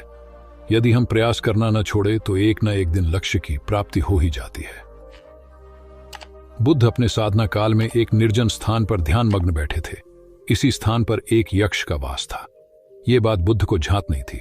वे तो वहां पहुंचे और शांत वातावरण देखकर ध्यान मग्न हो गए। उस समय यक्ष वहां पर नहीं था। रात होने पर जब वह आया तो उस स्थान पर एक अनजान व्यक्ति को देखकर आग बबूला हो गया। बड़े जोर से वह दहाड़ा, किंतु बुद्ध का ध्यान भंग नहीं हुआ। यक्ष ने उन्हें हाथी का रूप धारण कर डराना चाहा, किंतु बुद्ध यथावत ध्यान मग्न बैठे रहे। उसने बुद्ध को डराने के लिए क्रमशः शेर, चीता, बाघ आदि का रूप धारण किया, किंतु बुद्ध अविचलित ही बने रहे। अंत में उसने भयंकर विषधर का रूप धारण कर उनके पैर के अंगूठे को ढंस लिया, किंतु बुद्ध पर उसके विष का भी कोई असर नहीं हुआ। वे अब भी अप्रभावित रहे। विषधर उनके शरीर पर चढ़ गया और उनके गले से लिपटकर उन्हें जोरों से काट लिया, लेकिन इतने प्रयासों के बावजूद भी बुद्ध की साधना को भंग नहीं कर पाया। थक हार कर नीचे उतर आया और उनसे कुछ कदमों की दूरी पर लेटकर अपनी थकान उतारने लगा। ध्यान पूर्ण होने पर बुद्ध ने उसकी तरफ देखा और उसे बहुत स्नेह से दुलारा। उनका निश्चल प्रेम देखकर सर्प का विष अमृत बन गया और यक्ष ने श्रद्धापूर्वक बुद्ध को नमन किया। कहानी का सार यह है कि मन की कलुषता पर एकाग्रता, स्नेह और संभव से ही विजय प्राप्त की जा सकती है। बौद्ध भिक्षु बोधि धर्म भ्रमण करते हुए एक गांव में पहुंचे। लोग उनका बहुत आदर करते थे। बोधि धर्म व उनके शिष्यों का ग्रामीणों ने हार्दिक सत्कार किया और फिर उनके पवित्र वचनों को सुनने के लिए उनके आसपास एकत्रित हो गए। बोधि धर्म लोगों को धर्म और आचरण विषयक अच्छी बातें सरल भाषा में समझाने लगे। तभी वहां एक व्यक्ति आया और बोधि धर्म को अपशब्द कहने लगा। उपस्थित जनसमूह ने उसे रोकने का बहुत प्रयास किया, किंतु वह नहीं माना तथा अनवरत बोधि धर्म को बुरा भला कहता रहा। लोगों ने कहा कि महाराज, ये व्यक्ति कितना उद्दंड है, निरर्थक ही आपको अपशब्द कह रहा है। बोधि धर्म उस व्यक्ति के इस आचरण पर कदापि क्रोधित नहीं हुए और लोगों से बोले कि यह भविष्य में मेरा सबसे बड़ा भक्त बनने वाला है। लोगों ने पूछा कि कैसे? बोधि धर्म ने उत्तर दिया, कोई कुम्हार के यहां घड़ा लेने जाता है तो घड़े को बजाकर देखा जाता है कि वह फूटा हुआ तो नहीं है। जब 1-2 रुपए के घड़े को कोई इतनी परख कर सकता है तो भला जिसे गुरु मानना है उसे 10-20 गालियां दिए बगैर कैसे पहचानेगा? पहले वह परीक्षा लेगा कि गुरु में धैर्य, आक्रोश व समता भाव कितना है। यह जानने के बाद ही तो वह गुरु को स्वीकारेगा। इसलिए यह व्यक्ति मुझे निरर्थक ही अपशब्द नहीं कह रहा है और आगे चलकर वास्तव में वह व्यक्ति बोधि धर्म का सबसे बड़ा भक्त बना। किसी को शिक्षा देने से पूर्व स्वयं का आचरण भी तदनुरूप होना चाहिए, तभी गुरु का महान पद मिलता है। वस्तुतः गुरु की गुरुता तभी स्वीकारी जाती है जबकि उसमें सदाचरण के सभी लक्षण मौजूद हों। महात्मा गौतम बुद्ध के श्रावस्ती में प्रवचन चल रहे थे। प्रवचन में नित्य ही बड़ी संख्या में लोग आते और विविध महत्वपूर्ण व गंभीर विषयों पर बुद्ध से ज्ञान ग्रहण करते। बुद्ध का शिष्य वर्ग भी काफी विशाल था, जो प्रवचन स्थल की व्यवस्था संभालता और बुद्ध की सेवा में सदैव तत्पर रहता। एक बार रात के समय महात्मा बुद्ध प्रवचन दे रहे थे। सदैव की भांति काफी लोग उनके प्रवचन सुन रहे थे। एक व्यक्ति जो बुद्ध के ठीक सामने बैठा था बार बार नींद के झोंके ले रहा था। बुद्ध थोड़ी देर तक तो प्रवचन देते रहे, फिर उससे बोले, वत्स, सो रहे हो? उस व्यक्ति ने हड़बड़ाकर कहा, नहीं महात्मा। बुद्ध ने पुनः प्रवचन प्रारंभ किए। वह व्यक्ति फिर ऊँघने लगा। महात्मा ने फिर वही प्रश्न दोहराया और उसने फिर अचकचाकर नहीं महात्मा कहा। ऐसा लगभग 8-10 बार हो गया। कुछ देर बाद बुद्ध ने उससे पूछा, वत्स, जीवित हो? हर बार की तरह इस बार भी उसने कहा, नहीं महात्मा। यह सुनकर उपस्थित श्रोताओं में हंसी की लहर दौड़ गई और वह व्यक्ति पूर्णतः चैतन्य हो गया। तब बुद्ध गंभीर होकर बोले, वत्स, निद्रा में तुम्हारे मुख से सही उत्तर मिल ही गया। जो निद्रा में है वह मृतक समान ही है। महात्मा बुद्ध का संकेत था कि गुरु से ज्ञान ग्रहण करते वक्त सजगता अत्यंत आवश्यक है। गाफिल रहने की स्थिति में ज्ञान की प्राप्ति पूर्ण नहीं होती और अधकचरा ज्ञान सदैव खतरनाक साबित होता है। कथा सिद्धार्थ के जीवन के उस दौर की है जब वे बुद्धत्व को प्राप्त नहीं हुए थे और निरंजना नदी के तटीय वनों में वृक्ष के नीचे ध्यान करते थे। सिद्धार्थ प्रतिदिन ध्यान करने के बाद पास के किसी गांव में चले जाते और भिक्षा मांगकर लौट आते। कुछ दिनों के बाद उन्होंने भिक्षाटन पर जाना बंद कर दिया, क्योंकि एक गांव के प्रधान की छोटी बेटी सुजाता उनके लिए नित्य भोजन लाने लगी। सिद्धार्थ को वह बड़े स्नेह से भोजन कराती थी। कुछ दिनों बाद उसी गांव का एक चरवाहा भी सिद्धार्थ से प्रभावित होकर उनके पास आने लगा। उसका नाम स्वस्थी था। एक दिन स्वस्थी से सिद्धार्थ बातें कर रहे थे कि सुजाता भोजन लेकर आई। जैसे ही सिद्धार्थ ने भोजन करना शुरू किया, उन्होंने बातचीत बंद कर दी। जितनी देर तक वे भोजन करते रहे, बिल्कुल चुप रहे और वहां सन्नाटा छाया रहा। स्वस्थी को हैरानी हुई। उसने सिद्धार्थ के भोजन करने के उपरांत उनसे पूछा, गुरुदेव, आप मेरे आने के बाद निरंतर वार्तालाप करते रहे, किंतु भोजन के समय एक शब्द भी नहीं बोले। इसका क्या कारण है? सिद्धार्थ बोले, भोजन का निर्माण बड़ी कठिनाई से होता है। किसान पहले बीज बोता है, फिर पौधों की रखवाली करता है और तब कहीं जाकर अनाज पैदा होता है। फिर घर की महिलाएं उसे बड़े जतन से खाने योग्य बनाती हैं। इतनी कठिनाई से तैयार भोजन का पूरा आनंद तभी संभव है जब हम पूर्णतः मौन हों। भोजन के दौरान मैं मौन रहकर उसका पूरा स्वाद लेता हूं। वस्तुतः शांति से किया गया भोजन न केवल शारीरिक भूख को तृप्त करता है, बल्कि मानसिक आनंद और सात्विक ऊर्जा भी देता है। सम्राट अशोक संपूर्ण भारत को अपने राज्य में मिलाना चाहते थे, पर कलिंग के युद्ध में हुए रक्तपात को देखकर उन्हें अत्यधिक दुख पहुंचा। उनकी महत्वाकांक्षा ने जो तबाही मचाई थी, उसे देखकर उन्हें खुद पर ग्लानि हुई। उन्होंने देखा कि लोग दर्द से कराह रहे थे। यह सब विनाश केवल उनकी महत्वाकांक्षा से हुआ था। यह सब देखकर अशोक के मन में विनाश का पथ छोड़कर नेकी के रास्ते पर चलने का विचार जगा।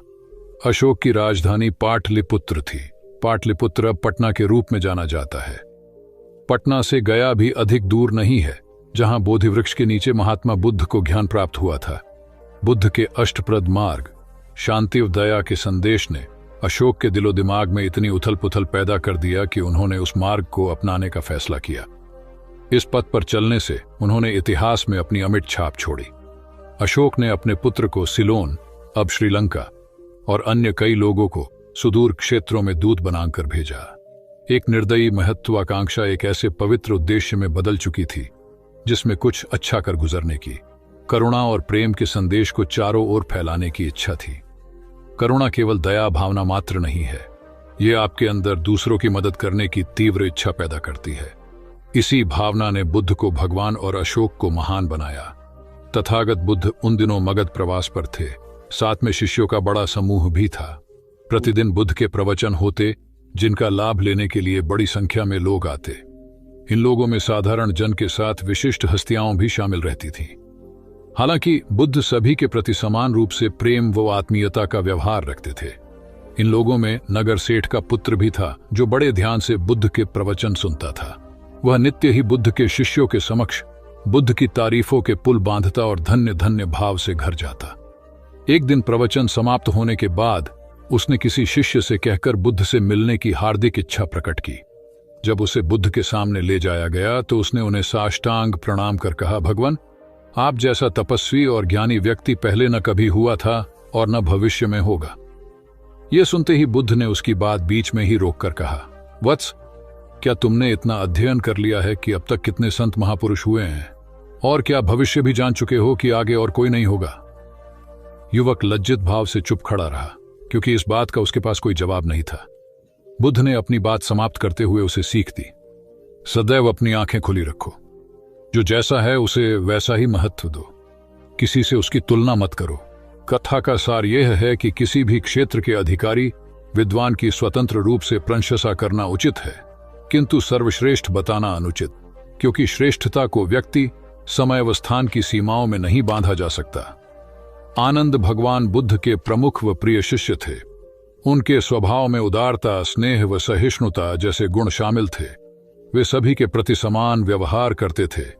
उनकी दृष्टि में कोई छोटा या बड़ा नहीं था। एक बार आनंद कहीं जा रहे थे। रास्ते में उन्हें बड़े जोर की प्यास लगी। आसपास देखा तो निकट ही कुआं दिखाई दिया। वे वहां पहुंचे। कुएं से एक लड़की पानी भर रही थी। आनंद ने उसके पास जाकर कहा, बहन, मैं बड़ी दूर से आ रहा हूं, मुझे बहुत जोर से प्यास लगी है, कृपा कर पानी पिला दो। उनकी बात सुनते ही लड़की कांप उठी, क्योंकि वह अछूत जाति की थी। वह जानती थी कि किसी ऊंची जाति के व्यक्ति को पानी पिलाना उसके अधिकार क्षेत्र से बाहर है।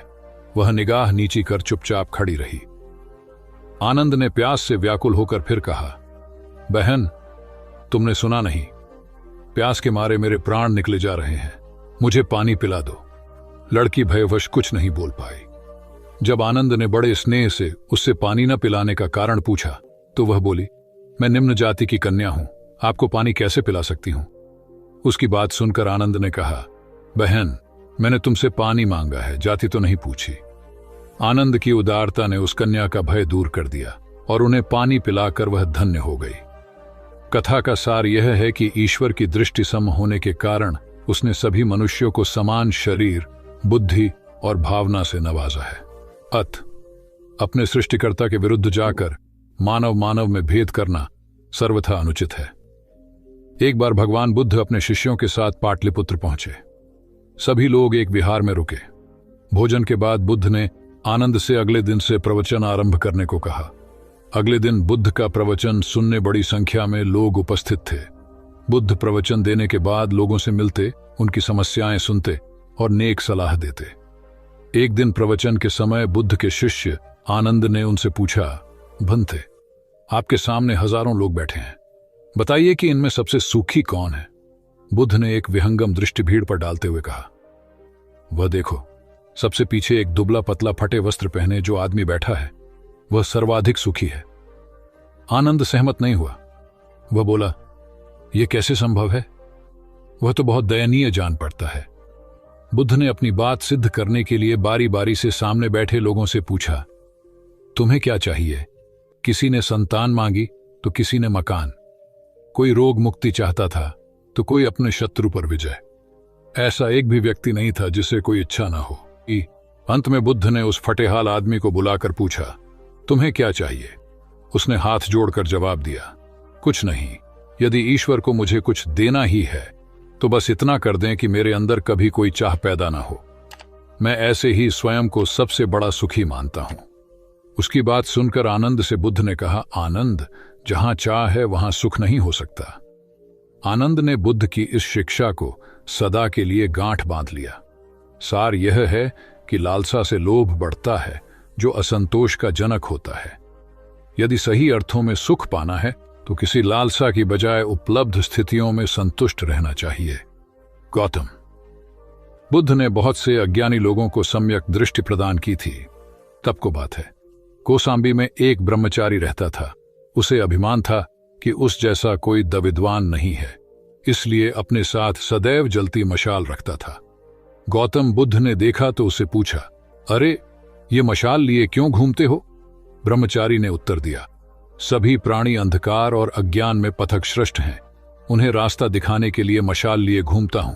तथागत ने पूछा, क्या तुम्हें 4 प्रकार की विद्याओं, शब्द विद्या, नक्षत्र विद्या, राज विद्या व युद्ध विद्या का पूर्ण ज्ञान है। ब्रह्मचारी ने अपनी अनभिज्ञता प्रकट करते हुए मशाल फेंक कर तथागत के चरणों में मस्तक झुका दिया। उसका ज्ञान गर्व चूर हो गया। जो दूसरों को मूर्ख समझकर उनसे घृणा करता है, वो उस व्यक्ति की तरह है जो स्वयं अंधा होकर दूसरों को मशाल दिखाता घूमता है। अहंकारी कभी विवेकवान नहीं हो सकता और बिना विवेक के सत असत का ज्ञान नहीं हो सकता। अंततः ऐसे विवेकांत व्यक्ति को जीवन में कोई उपलब्धि प्राप्त नहीं होती, हताशा ही हाथ लगती है। काशाय वस्त्र पहन लिए। उसने सुना, आप एकाहारी हो गए हैं, वह भी एकाहारी हो गई। आपने उत्तम पलंग पर सोना त्याग दिया है तो इसने भी त्याग दिया। आपने माला का त्याग किया, गंध का त्याग किया, तो इसने भी वह सब त्याग दिया। मायके वाले इसे संदेश भेजते हैं, वे इसे ले जाना चाहते हैं, लेकिन यह यहीं रहती है, इसी कक्ष में। यह गुण की मूर्ति है। राजा स्नेह से अपनी बहू को देखते रहे। अचानक तथागत उठे, उस कक्ष से बाहर चले गए। शाक्य मुनि ने शिष्यों को शांत रहने को कहा था, लेकिन वे स्वयं उस कक्ष से बाहर चले गए।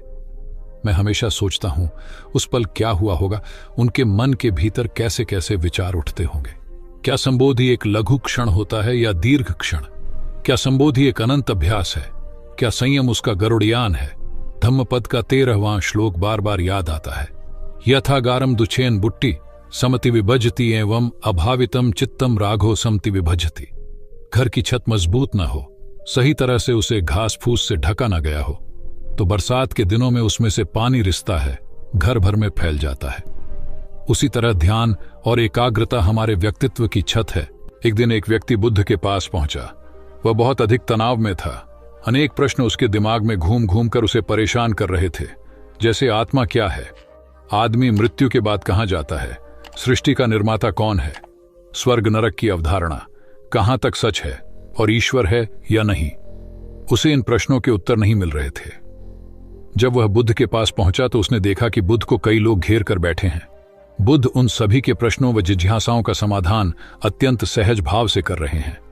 काफी देर तक यह क्रम चलता रहा, किंतु बुद्ध धैर्यपूर्वक हर एक को संतुष्ट करते रहे। बेचारा व्यक्ति वहां का हाल देखकर परेशान हो गया।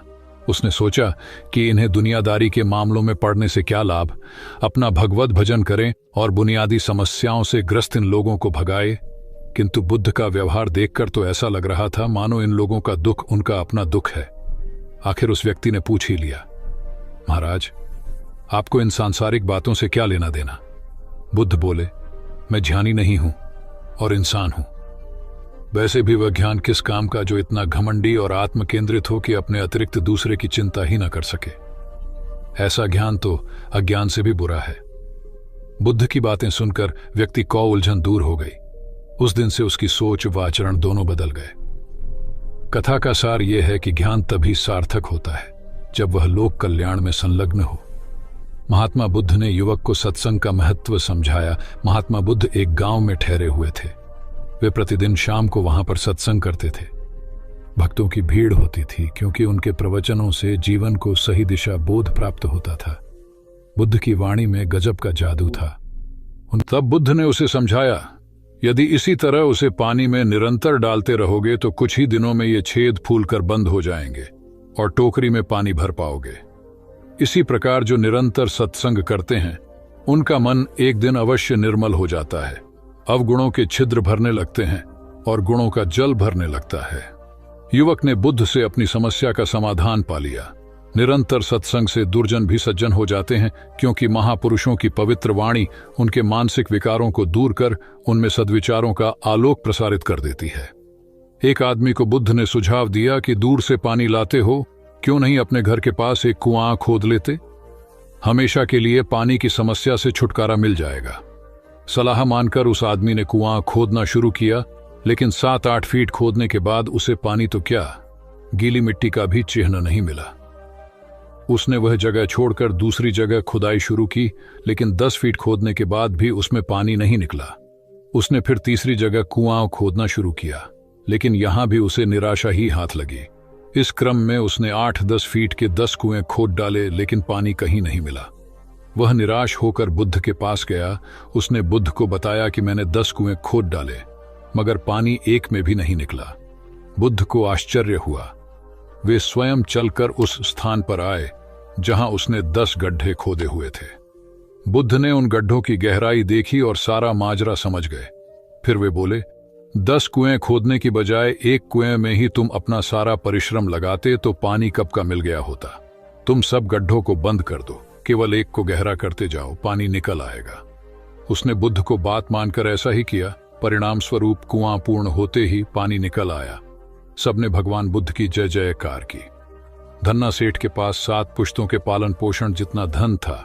उसका व्यापार चारों तरफ फैला हुआ था, किंतु फिर भी उसका मन अशांत रहता था। कभी धन की सुरक्षा की चिंता, तो कभी व्यापारिक प्रतिस्पर्धा में आगे निकलने का तनाव। चिंता और तनाव के कारण वह अस्वस्थ रहने लगा। उसके मित्र ने उसकी गिरती दशा देखी तो उसे बुद्ध के पास जाने की सलाह दी। सेठ बुद्ध के पास पहुंचा और अपनी समस्या बताई। बुद्ध ने उसे सांत्वना देते हुए कहा, तुम घबराओ मत, तुम्हारा कष्ट अवश्य दूर होगा, बस तुम यहां कुछ दिन रहकर प्रभु का ध्यान किया करो। बुद्ध के कहे अनुसार सेठ ने रोज ध्यान करना शुरू कर दिया, किंतु सेठ का मन ध्यान में नहीं लगा। वह जैसे ही ध्यान करने बैठता, उसका मन फिर अपनी दुनिया में चला जाता। उसने बुद्ध को यह बात बताई, किंतु बुद्ध ने कोई उपाय नहीं बताया। थोड़ी देर बाद जब सेठ बुद्ध के साथ वन में सायंकालीन भ्रमण कर रहा था, तो उसके पैर में एक कांटा चुभ गया। वह दर्द के मारे कराहने लगा। बुद्ध ने कहा, बेहतर होगा कि तुम जी कड़ाकर कांटे को निकाल दो, तब इस दर्द से मुक्ति मिल जाएगी। सेठ ने मन कड़ाकर कांटा निकाल दिया, उसे चैन मिल गया। तब बुद्ध ने उसे समझाया, ऐसे ही लोभ, मोह, क्रोध, घमंड व द्वेष के कांटे तुम्हारे मन में गड़े हैं। जब तक अपने मन की संकल्प शक्ति से उन्हें नहीं निकालोगे, अशांत ही रहोगे। सेठ का अज्ञान बुद्ध के इन शब्दों से दूर हो गया और उसने निर्मल हृदय की राह पकड़ ली। अपनी कुप्रवृत्तियों से मुक्ति के लिए संकल्पबद्धता अनिवार्य है। जब तक व्यक्ति दृढ़ निश्चय न कर ले, वह अपनी गलत आदतों से मुक्त नहीं हो सकता। बुद्ध की शिक्षा से गांव का उद्धार हुआ। एक युवक ने बुद्ध से आकर कहा, मेरा गांव अशिक्षित है, मैं अपने परिवार से झगड़कर थोड़ा बहुत पढ़ पाया हूं। आगे और पढ़ना चाहता हूं, किंतु सभी रोक रहे हैं। घर के लोग सोचते हैं कि खेती में खूब पैसा है और उसके लिए किसी शिक्षा की आवश्यकता नहीं है। यही सोच गांव वालों की भी है। कृपया आप मेरे गांव चलकर वहां शिक्षा का प्रसार करवाइए। बुद्ध युवक की बात मानकर गांव आ गए। धर्मभीरू ग्रामीणों ने बुद्ध का सत्कार किया और रोज उनके प्रवचन सुनने आने लगे। बुद्ध जब भी शिक्षा का महत्व बताते, ग्रामीण विरोधी मत रखते। एक दिन एक महिला अपने 5 साल के बच्चे के लिए पूछने लगी कि उसे किस उम्र से शिक्षा दिलवाए। तब बुद्ध ने समझाया कि तुम्हें तो 5 वर्ष पूर्व उसकी शिक्षा शुरू कर देनी थी। उसे क्या खाना है, क्या नहीं, कैसे क्या बोलना है आदि बातें शुरू से सिखाओगी, तभी तो वह अपना उचित ख्याल रख सकेगा। बुद्ध की यह बात महिला सहित सभी ग्रामीणों को समझ में आ गई। उन्होंने अपने बच्चों को विद्यालय भेजना शुरू किया। यह समय वर्षा का था। युवक ने लोगों को जल संग्रहण की तकनीक बताई। अधिकांश ने उपहास किया, किंतु युवक अपना काम करता रहा। बुद्ध का सहयोग प्राप्त था, इसलिए किसी ने उसका खुलकर विरोध नहीं किया। जब गर्मी में भीषण जल संकट के कारण फसलें सूखने लगीं, तो युवक ने कुएं खुदवाए, जिनमें जल संग्रहण की तकनीक के कारण खूब पानी निकला। ग्रामीण अब शिक्षा का महत्व समझ चुके थे। धीरे धीरे संपूर्ण गांव शिक्षित हो गया। ज्ञान हर उम्र में अर्जित किया जा सकता है। यही ज्ञान हमें जीवन में आने वाली समस्याओं के समाधान की राह सुझाता है। एक गांव में 2 भाई रहते थे जो अपनी शैतानियों के लिए कुख्यात थे। उन्हें दूसरों को परेशान करने में बड़ा आनंद आता था। वे हर समय किसी न किसी को परेशान करने में लगे रहते थे। गांव के लोगों के साथ साथ उनके माता पिता भी उनकी ऐसी हरकतों के कारण बहुत दुखी थे। जब गांव का कोई व्यक्ति उनके माता पिता के पास उनकी शिकायत लेकर आता, तो वे दोनों को बहुत समझाते, किंतु दोनों भाइयों के कानों पर जूं तक नहीं रेंगती। एक दिन उनकी मां गांव में आए हुए महात्मा बुद्ध के पास गई और अपने बच्चों में किसी भी तरह ईश्वर का भय भर देने का आग्रह किया, ताकि वे लोग शैतानी से बाज आए। महात्मा बुद्ध ने मां से दोनों को एक एक करके उनके पास भेजने को कहा। मां ने अपने पहले लड़के को महात्मा बुद्ध के पास भेजा। वह जाकर महात्मा बुद्ध के पास बैठ गया। महात्मा बुद्ध ने उससे पूछा, ईश्वर कहाँ है? लड़के की कुछ समझ में नहीं आया और उसने कोई उत्तर नहीं दिया। तब महात्मा बुद्ध ने दोबारा यही सवाल कड़क कर पूछा, तो डर के मारे लड़का वहां से तेजी से भागा और भागते हुए अपने भाई के पास जा पहुंचा तथा बोला, भाई, तुम्हें पता है ईश्वर खो गया है और सब लोग इसके लिए हमें ही जिम्मेदार समझ रहे हैं। छोटा भाई भी इतना बड़ा आरोप सुनकर डर गया और उस दिन से दोनों ने शैतानी करना छोड़ दिया। कथा का सार यह है कि जब सीधे मार्ग से सुधार की राह न मिले, तो टेढ़े मार्ग का सहारा लेना ही सर्वथा उचित है। सेठ ने बुद्ध से जाना, सच्चा संपन्न होना। एक सेठ निसंतान था। अपार संपत्ति का मालिक होने के बावजूद सेठ का लोभ बरकरार था। संतान न होने का दुख उसे बहुत था और इस कारण वह न जाने कितने फकीर, बाबा और पंडितों के दर पर माथा टेक चुका था, किंतु नतीजा शून्य रहा। एक बार सेठ के नगर में बुद्ध का आगमन हुआ। सेठ ने उनकी बहुत ख्याति सुनी तो अगले ही दिन उनसे मिलने पहुंचा। बुद्ध को अपनी निसंतानता के विषय में बताया तो उन्होंने सेठ के सिर पर हाथ रखकर हार्दिक आशीर्वाद दिया। संयोग की बात कि कुछ ही समय बाद सेठ को संतान सुख प्राप्त हो गया। वह बुद्ध के प्रति आभार भाव से भर उठा। सोचने लगा कि बुद्ध के प्रति उपकार कैसे जताए। विचार करने के उपरांत उसने एक बक्से में बेशकीमती हीरे जवाहरात रखे और बुद्ध के पास पहुंचा। बुद्ध को प्रणाम निवेदित कर सेठ बोला, महाराज, आपकी कृपा से मुझे संतान का मुख देखने को मिला। मैं आपके लिए कुछ करना चाहता हूं, सो यह तुच्छ भेंट लाया हूं। बुद्ध ने हीरे जवाहरात देखते ही अस्वीकार कर दिए। उन्होंने कहा, मेरे लिए धन व्यर्थ है, इसे तुम ही रखो। जब सेठ अधिक आग्रही हुआ तो बुद्ध बोले, मैं निर्धनों से दान नहीं लेता। आश्चर्यचकित सेठ ने कहा, पर मैं तो निर्धन नहीं हूं, अपार धन संपत्ति मेरे पास है। मेरी तिजोरियां सोने चांदी गहनों व जवाहरातों से भरी हुई हैं। रात दिन परिश्रम कर मैं इस संपत्ति को दिन दूनी रात चौगुनी कर रहा हूं, फिर मैं निर्धन कैसे हूं? तब बुद्ध ने समझाया, इसका आशय यह है कि तुम अपनी वर्तमान संपत्ति से तृप्त नहीं हो, और अतृप्त व्यक्ति निर्धन ही तो होता है, क्योंकि सच्चा संपन्न तो वह है जो तृप्त हो। बुद्ध की बातों ने सेठ की आंखें खोल दी। संतोष सबसे बड़ा धन और संतोषी सर्वाधिक धनी होता है, क्योंकि इच्छाओं का अंत निर्लिप्तता की परम सुखमय अवस्था को लाता है। एक बार गौतम बुद्ध से अभय राजकुमार ने प्रश्न किया कि क्या श्रमण गौतम कभी कठोर वचन कहते हैं। उसने सोच रखा था कि नहीं कहने पर वह बताएगा कि एक बार उन्होंने देवदत्त को नरकगामी कहा था, और यदि हां कहे तो उसने पूछा, जा सकता है कि जब आप कठोर शब्दों का प्रयोग करने से स्वयं को रोक नहीं पाते, तब दूसरों को ऐसा उपदेश कैसे देते हैं। बुद्ध ने अभय के प्रश्न का आशय जान लिया। उन्होंने कहा, इसका उत्तर न तो हां में दिया जा सकता है और न नहीं में। अभय की गोद में उस समय एक छोटा बालक था। उसकी ओर इशारा करते हुए बुद्ध ने पूछा, राजकुमार, यदि दाई के अनजाने में यह बालक अपने मुख में कांट का टुकड़ा डाल ले, तब तुम क्या करोगे। मैं उसे निकालने का प्रयास करूंगा। यदि वह आसानी से न निकल सकता हो तो बाएं हाथ से उसका सिर पकड़कर दाहिने हाथ की उंगली को टेढ़ा करके उसे निकालूंगा। यदि खून निकलने लगे तो भी मेरा यही प्रयास रहेगा कि वह कांट का टुकड़ा किसी न किसी तरह बाहर निकल आए। ऐसा क्यों? इसलिए कि भंते इसके प्रति मेरे मन में अनुकंपा है। राजकुमार, ठीक इसी तरह तथागत जिस वचन के बारे में जानते हैं कि यह मिथ्या या अनर्थकारी है और उससे दूसरों के हृदय को ठेस पहुंचती है, तब उसका वे कभी उच्चारण नहीं करते। पर इसी तरह जो वचन उन्हें सत्य और हितकारी प्रतीत होते हैं तथा दूसरों को प्रिय लगते हैं, उनका वे सदैव उच्चारण करते हैं। इसका कारण यही है कि तथागत के मन में सभी प्राणियों के प्रति अनुकंपा है। भगवान बुद्ध देव और मनुष्यों के शास्ता थे, परंतु सबसे पहले वह मनुष्य थे। मनुष्य बढ़कर देवता बनता है, यह प्राचीन मान्यता थी। आज भी हम मनुष्यत्व के ऊपर देवत्व की बात करते हैं, परंतु बुद्ध ने इस क्रम को पलट दिया। उन्होंने कहा, यह जो मनुष्यता है वही देवताओं का सुगति प्राप्त करना कहलाती है। देवता जब सुगति प्राप्त करता है तब वह मनुष्य बनता है। देवताओं में विलास है, राग द्वेष ईर्ष्या और मोह भी वहां है। निर्वाण की साधना वहां नहीं हो सकती। इसके लिए देवताओं को मनुष्य बनना पड़ता है। मनुष्यों में ही देव पुरुष का आविर्भाव होता है, जिनको देवता नमस्कार करते हैं। मानवता धर्म का उपदेश देने वाले बुद्ध स्वयं मानवता के जीते जागते रूप थे। यहाँ उनके जीवन से संबंधित कुछ प्रसंग दिए जाते हैं, जिनसे उनके व्यक्तित्व में बैठी हुई गहरी मानवता का दर्शन होता है। भगवान का परिनिर्वाण होने वाला है। रात का पिछला पहर है। भिक्षु उनकी शैया को घेरे बैठे हैं। बुद्ध उन्हें उपदेश दे रहे हैं। कह रहे हैं, भिक्षुओं, बुद्ध धर्म और संघ के विषय में कुछ शंका हो तो पूछ लो। पीछे मलाल मत करना कि भगवान हमारे सामने थे पर हम उनसे कुछ पूछ न सके। कोई शिष्य नहीं बोलता।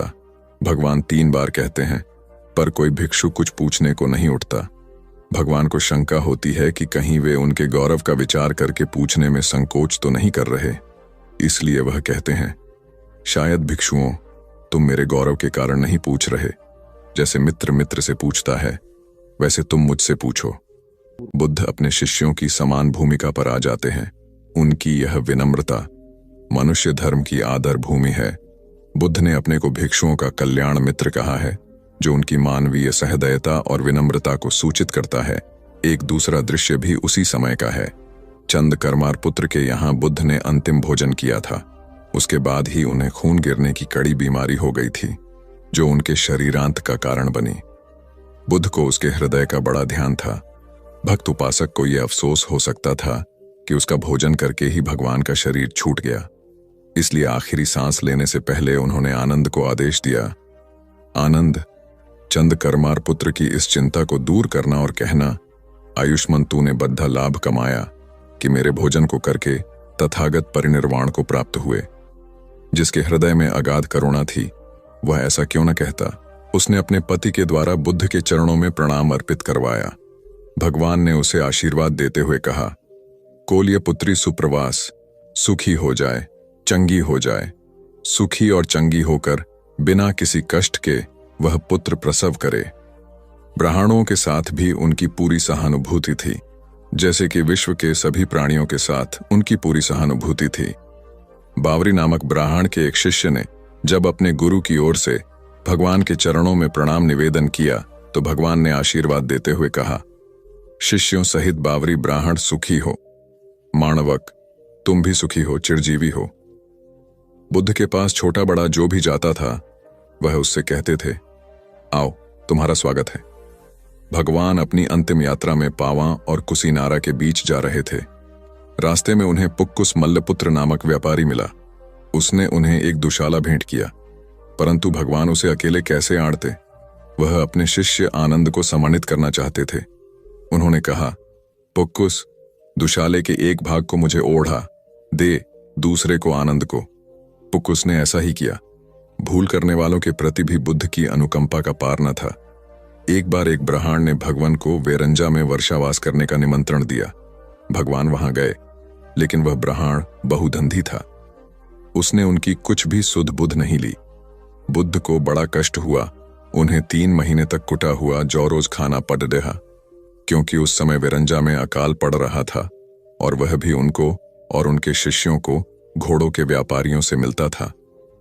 इतना होने पर भी वर्षावास की समाप्ति पर भगवान बुद्ध अन्यत्र जाने से पूर्व वेरंजा जाकर ब्राह्मण को आशीर्वाद देना नहीं भूले।